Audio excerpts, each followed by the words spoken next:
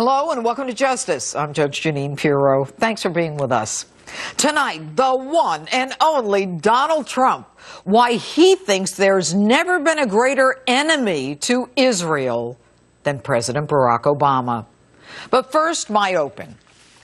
The danger zone widens as the world witnesses President Barack Obama's kumbaya approach to foreign policy collapse, putting Americans in even more jeopardy.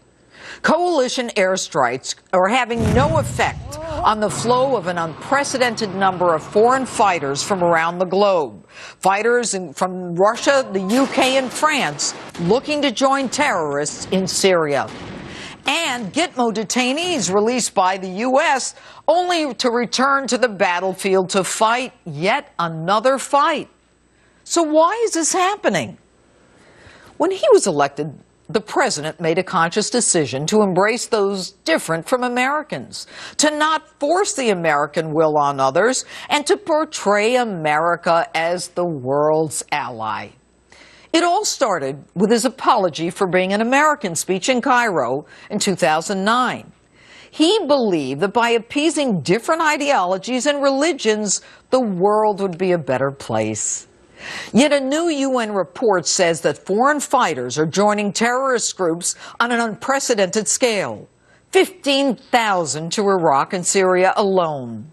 Fighters from more than 80 countries form a core that will spread the terror threat for years to come. And as a direct result, domestic terrorism will rise when those fighters return to their home countries. Now, the sweeping gains that are being made by ISIS in Syria and Iraq alone, and videos of the beheadings of Westerners, has both strengthened the recruitment by the Islamic State and rightfully alarmed us in the West.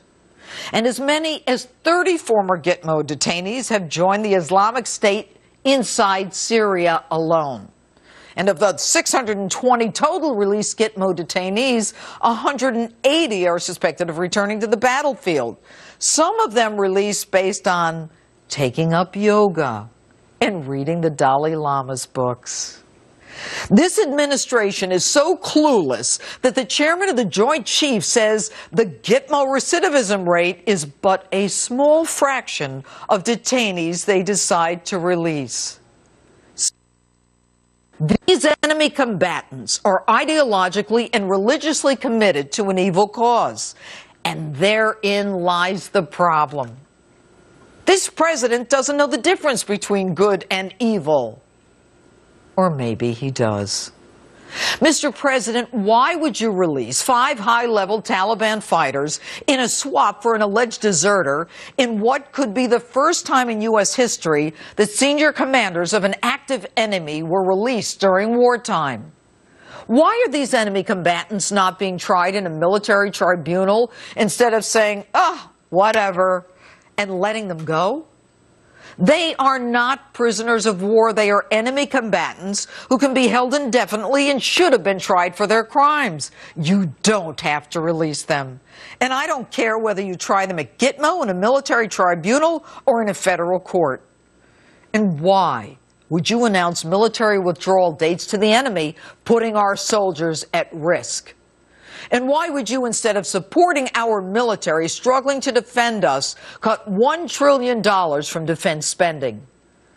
In your position of moral superiority, you open the borders and you change the demographics of this great nation. Your liberal delusions are putting Americans in danger, and instead of reversing course, you dig your heels in deeper. And that's your biggest weakness.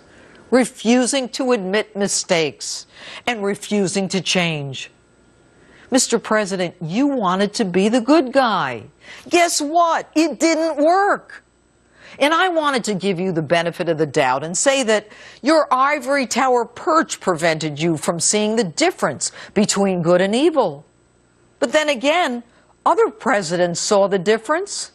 FDR, Ronald Reagan. I urge you to beware the temptation of pride, the temptation of blithely declaring yourselves above it all and label both sides equally at fault, to ignore the facts of history and the aggressive impulses of an evil empire. And George Bush saw it.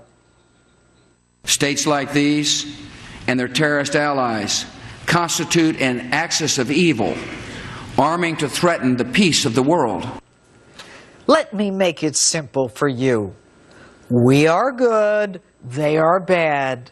There is good and there is evil. Your job, Mr. President, is to fight evil. Your job is to protect the American people. And if you want to engage in kumbaya politics, do it on your own time. And that's my open.